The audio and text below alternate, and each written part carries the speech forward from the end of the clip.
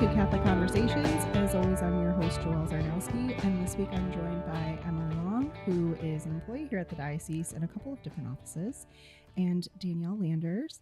You both are involved with the Frassati Young Adult Group, which is why you're here today. So Thank you so much for joining us. Thanks, Joelle. Thanks for having us. Yeah. So first, just tell us a little bit about yourself, because Emily, you work, like I said, in a couple of different offices here, and Danielle, I know that you also have a job in our world. So the ministry verse. Yes. Yeah. So why don't you go ahead and just share a little bit about yourselves first? And Yeah. So I'm Emily again. Duh. I'm Emily. I work for the Hope Appeal office, the foundation of the Diocese of Syracuse.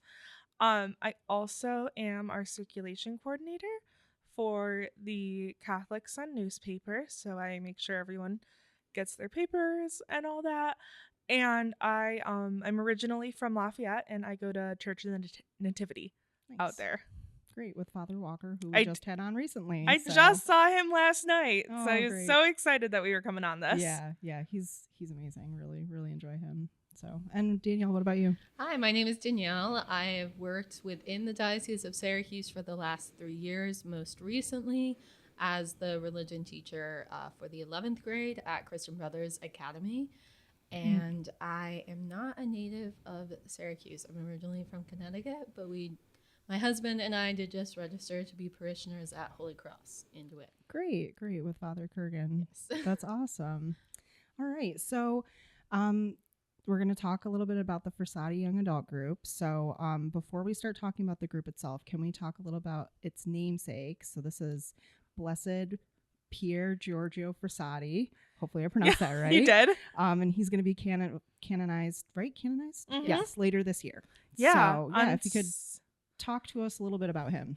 On September 7th, we are really excited. I was originally supposed to go for the canonization, but then Pope Leo kind of threw a wrench in everything and changed it to September, and things were booked. So I was supposed to go, but I'll be going on a pilgrimage to see all of the sites. But Pier Giorgio Frassati was a really cool person. He is known as the man of the Beatitudes, and he can really just be defined as like his zest for life. So he was born in 1901 and lived to 1925. So he was only 24 when he passed away. Mm-hmm. And he really loved just being with his friends, going hiking, seeing,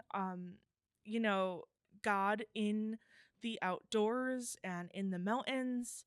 And he would just bring a lot of his friends to the faith.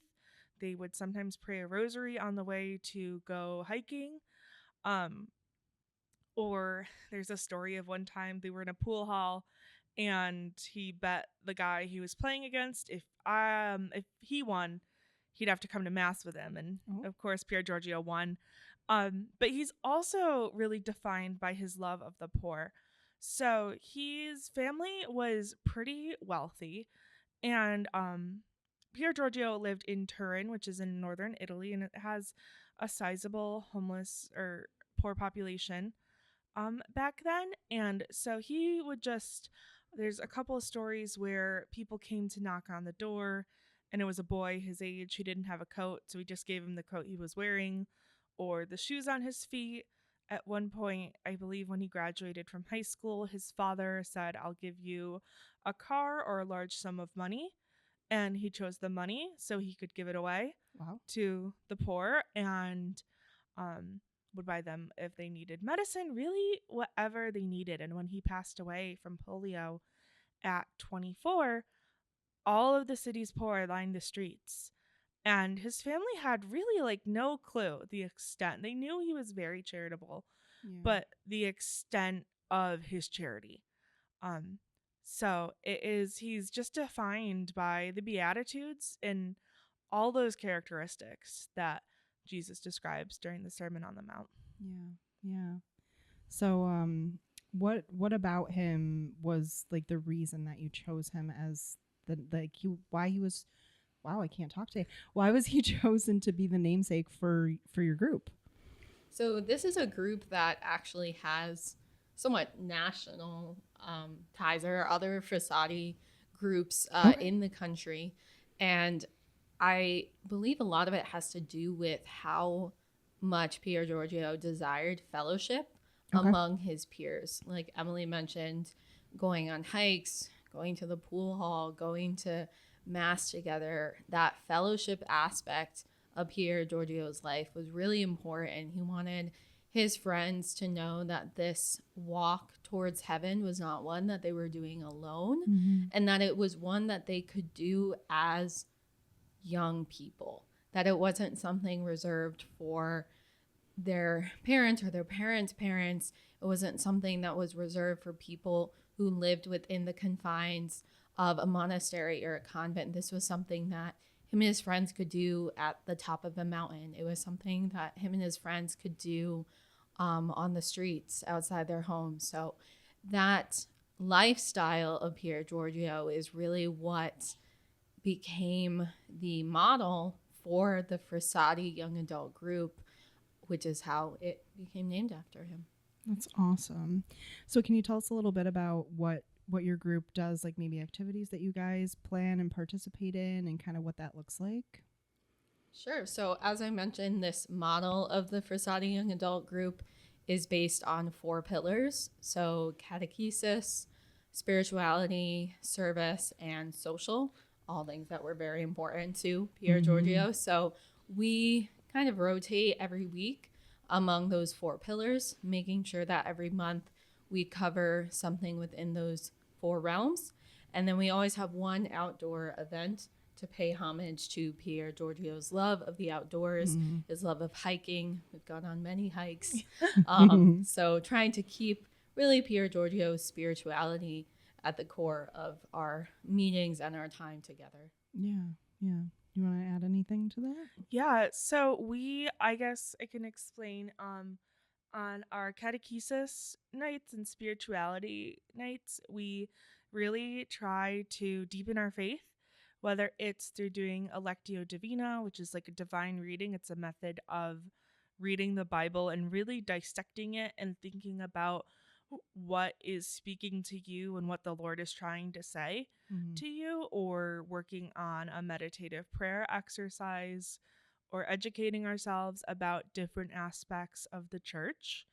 On our social nights, we kind of use this as an opportunity to just be together, and in not so much of a formal setting. So either with like a bonfire or a cookout, or we've gone to see movies together.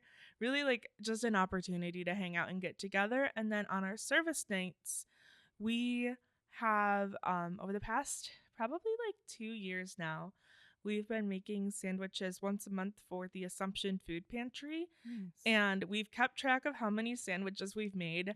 And it crossed the 10,000 mark maybe like a month or 2 ago. Wow. So, and it's a lot of fun doing those together, because it's also a social time. Right. And we're making sandwiches, and it's kind of everything gets everywhere.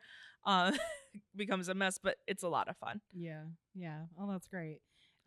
So how many people do you typically have that come together for these evenings? We have anywhere from like probably like 10 to 20 people, depending on the night. I mean, we're all young adults. We're all being pulled in like 10 different Right. directions. Yeah. I did recently like calculate what is it? Like everyone who's ever come to Frassati, and I think we've had like 100 unique individuals That's awesome. over the last 3 years. That's great. So you're definitely reaching a lot of people, whether they can come all the time or it's just, especially when you have young adults who are starting families and their kids are getting older, and like finding childcare isn't always the easiest. So, that might throw a wrench in things, but, they've been connected in some way at some point, which is great. Exactly. Yeah. And it's really nice to have people who are at every age and stage. Our group goes from 18 to 39. So we have people who are usually like just out of college and trying to kind of figure out what they want to do in the world, all the way to people like Danielle, who just got married last fall. A bunch of us were at her wedding. So we'll go to that. And then she's having a little baby in the fall. So being there to support people through that, or people like me who I work at the diocese, I'm living what I'm doing, and just getting involved in just everything that I can. And even people are moving to Syracuse, which you wouldn't think that is happening.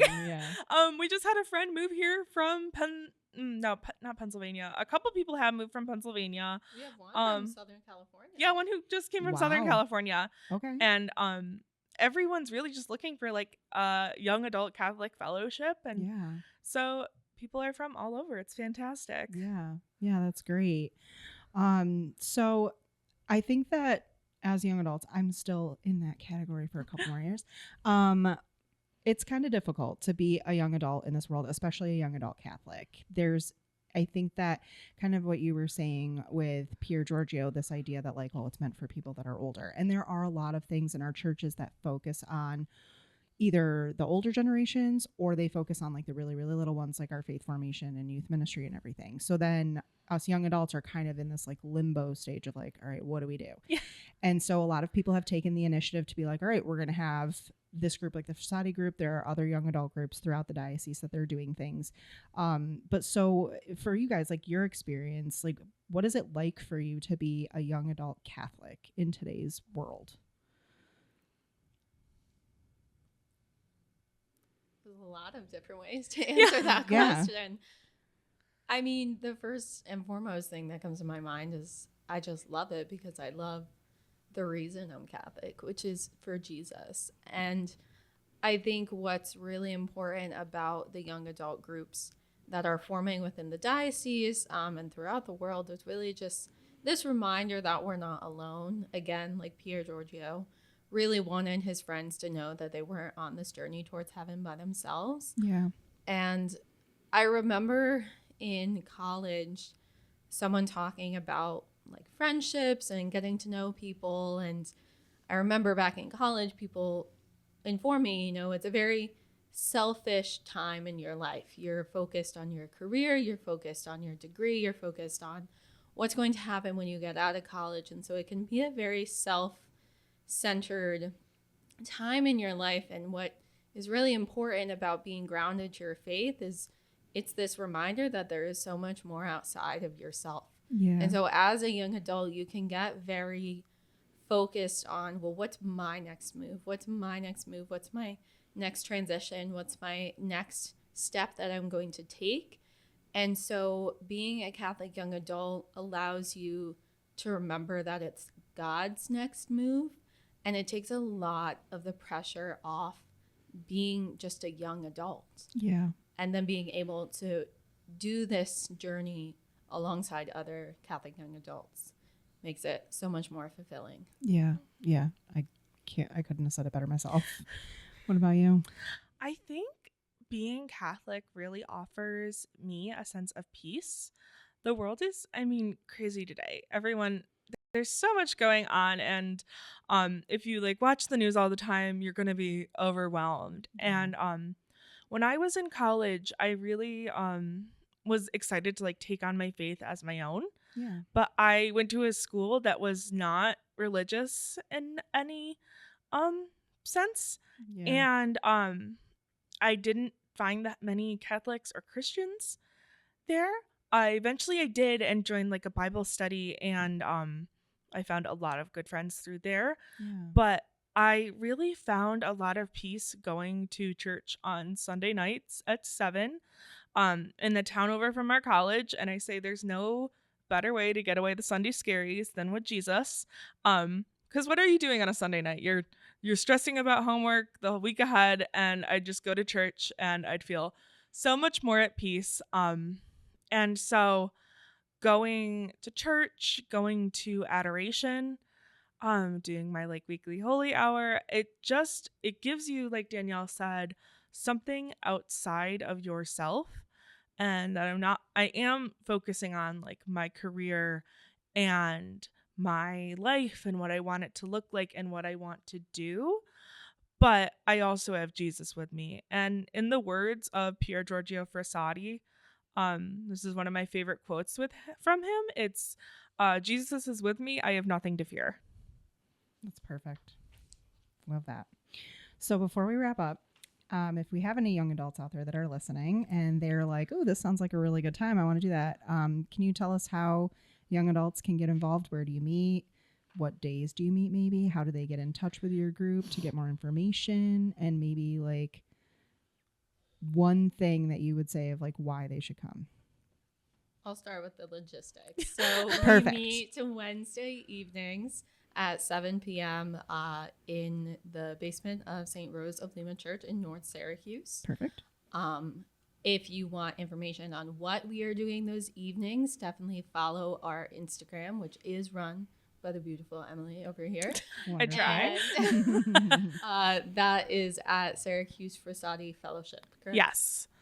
And I would simply say that whether Syracuse is a place that is home to you and you plan on making it home for a really long time, or this is a transition period in your life, do not let an upcoming transition hold you back from finding community, because the beautiful part about this group is that it is so welcoming and everyone treats you as family the minute you walk in those doors. And so whether you need that family for the entirety of your young adult life here in Syracuse or just a couple years that you're in the area, you should come down so you'll be reminded that you're not alone in this journey as a Catholic young adult. Perfect. And Emily, what would you say? One thing that you would say should draw people to come check it out. I would say it's fun. It's a good time. We're always laughing. We're always just goofing around. It's authentic. I think a lot of times when you are trying to be yourself as a Catholic young adult in the world, you run into people or make friends with people who like might not have your best intentions at heart or might not have the same values as you. And here people do share your values and they want the best for you. And if you're having a bad day, you can send a text to our group chat and ask for prayers and you feel it. Mm-hmm. It's people who have your back. We're a lot of fun and we're very authentic. That's great. All right. So we will make sure that in our description, we'll share your Instagram handle. Please. And when we share the clip on socials, we'll tag you guys too so that people can find you more easily. But thank you again for coming on today and sharing this group with us. And I'll keep you guys in my prayers that your group continues to grow and flourish, because it sounds like you're doing amazing things. Thank you. Thanks, Joelle. Come yourself. Yeah, you come like join I said, us. Got a couple years left, so I should take advantage of that while I can.